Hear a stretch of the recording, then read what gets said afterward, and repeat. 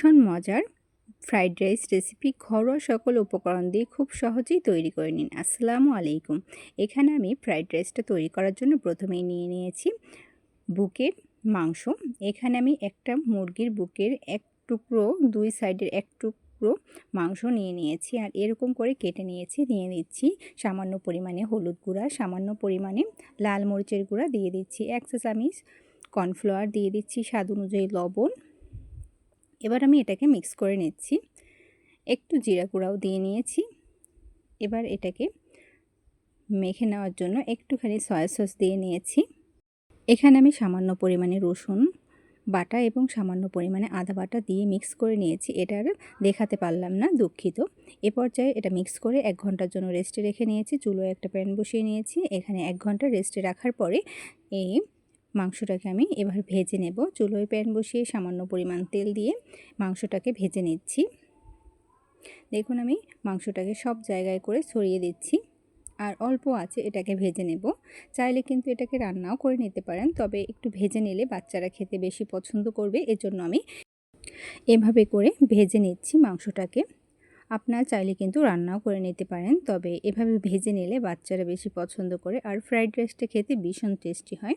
দেখুন এ পর্যায়ে আমি এটাকে ঢেকে দেব 2 মিনিটের জন্য। 2 মিনিট এভাবে ঢেকে রান্না করে নিচ্ছি আমি। 2 মিনিট পরে আমি ঢাকনাটা তুলে নিলাম। দেখুন এখানে কিন্তু মাংসটা একটা সাইড ভাজা হয়ে গেছে। 2 থেকে 3 মিনিট এভাবে আমি রান্না করে নিয়েছি। দেখুন সুন্দর একটা কালার চলে আসছে মাংসের মধ্যে। আর এখানে কিন্তু কোনো পানি দিতে হবে না, এভাবে অল্প আঁচে ঢেকে আমি মাংসটাকে এভাবে ভেজে নেব। এতে করে কিন্তু মাংসটা খেতে ভীষণ টেস্টি হবে। একদম ঘরোয়া সকল উপকরণ দিয়ে আমি আজকে আপনাদের ফ্রাইড রাইস রেসিপি শেয়ার করছি। দেখতে থাকুন পুরো ভিডিওটি। উল্টিয়ে নিলাম আমি পুরো মাংসটাকে একে একে। দেখুন এভাবে একবার মাংসটা ভেজে ফ্রাইড রাইস তৈরি করবেন, খেতে ভীষণ টেস্টি। এ পর্যায়ে আমি আবার উল্টিয়ে ঢেকে দিয়েছিলাম আরও 2 মিনিটের জন্য। দেখুন মাংসের কালারটা কিন্তু মাশাআল্লাহ দারুণ আসছে। এটা দেখে কিন্তু বাচ্চারা এভাবেই খেয়ে নিতে চাইবে। এ পর্যায়ে ওর মধ্যেই দিয়ে দিচ্ছি আমি বরবটি কুচি। একেবারে কুচি করে নিয়েছি এটাকে। এখানে কিন্তু আমি বরবটিটাকে কোনো ভাপিয়ে নিইনি, কুচি করেই এখানে দিয়ে নিলাম। আপনারা চাইলে কিন্তু একটু ভাপিয়েও নিতে পারেন, তবে এখানে ভাপিয়ে দেওয়ার দরকার নেই। আমি এটাকে ভালো করে এখানেই কুক করে নেব ভেজে। দেখুন এরকম নেড়ে চেড়ে আমি বরবটিটাকে মাংসের সাথে ভেজে নিচ্ছি। এ পর্যায়ে দিয়ে দিচ্ছি সামান্য একটু রসুন কুচি, দিয়ে দিচ্ছি পেঁয়াজ কুচি। পেঁয়াজটাকে একটু বড় টুকরো টুকরো করে কেটে নিয়েছি, একেবারে কুচি কুচি করিনি। দিয়ে দিচ্ছি স্বাদ অনুযায়ী কাঁচামরিচ কুচি, যে যেরকম কাঁচামরিচটা পছন্দ করেন। দিয়ে দিচ্ছি সামান্য পরিমাণে আদা বাটা। এবার আমি সমস্তটাকে নেড়েচেড়ে ভেজে নেব, যাতে করে কাঁচা গন্ধটা চলে যায় রসুন এবং আদার। একদম ঘরোয়া এই ফ্রাইড রাইসটা তৈরি করা আর একদম সহজ উপায়ে তৈরি করেছি, কোনো ঝামেলার দরকার নেই। একদম ভীষণ মজার একটা ফ্রাইড রাইস তৈরি হচ্ছে। দেখতে থাকুন পুরো ভিডিওটি। কোনো অংশ বাদ পড়ে গেলে তখন কিন্তু পারফেক্টভাবে এই ফ্রাইড রাইসটা তৈরি করতে পারবেন না। সকল টিপসও আমি এখানে শেয়ার করছি। এরপর আমি দিয়ে দিচ্ছি গাজর কুচি। গাজরটাকে আমি এখানে নেড়েচেড়ে নিচ্ছি। এখানে চাইলে কিন্তু আরও বিভিন্ন সবজি দিতে পারেন, ক্যাপসিকাম, অন্য কোনো সবজি চাইলে দিতে পারেন। আমি এখানে ঘরোয়া যে সকল সবজি আমার হাতের কাছে ছিল সেটা দিয়ে আমি এই ফ্রাইড রাইসটা তৈরি করছি। দেখুন আমি নেড়েচেড়ে এ পর্যায়ে দিয়ে দিচ্ছি সামান্য পরিমাণে লবণ। লবণটা অবশ্যই বুঝে দিতে হবে। আমি যে চালটা সিদ্ধ করে নিয়েছি 80%, সেখানেও কিন্তু আমি লবণ দিয়ে চালটাকে সিদ্ধ করে নিয়েছি। চালটা কতটুকু সিদ্ধ করব আর কিভাবে তৈরি করব সেটা যদি আপনারা চান তাহলে আমাকে কমেন্টের মাধ্যমে জানাবেন, এর ভিডিও আমি আপনাদের দিয়ে দেব।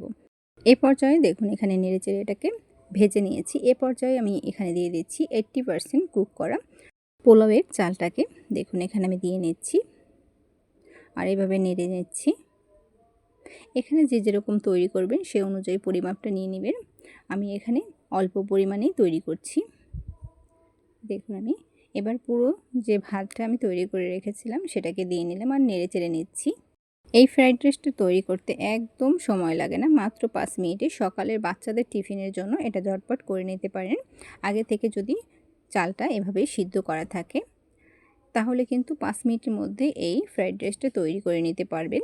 দেখুন আমি নেড়েচেড়ে মিক্স করে নিচ্ছি। এ পর্যায়ে আমি দিয়ে দিচ্ছি সামান্য পরিমাণে লবণ। লবণটা অবশ্যই দেখে দিতে হবে।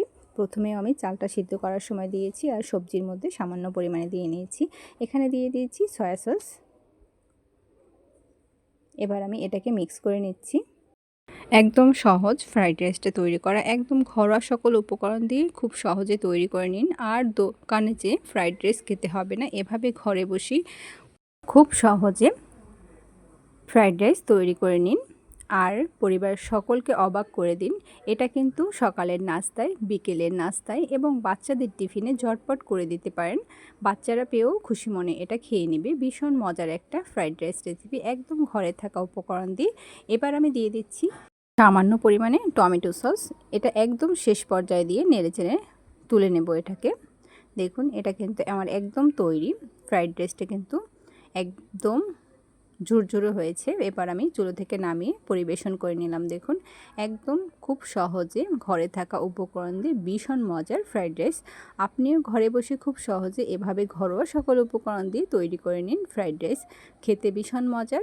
আর রেস্টুরেন্ট থেকে ফ্রাইড রাইস কিনে খেতে হবে না, এভাবে ঘরোয়া সকল উপকরণ দিয়ে ভীষণ মজার ফ্রাইড রাইস তৈরি করে নিন। আজকের মতো পর্যন্তই। আসসালামু আলাইকুম।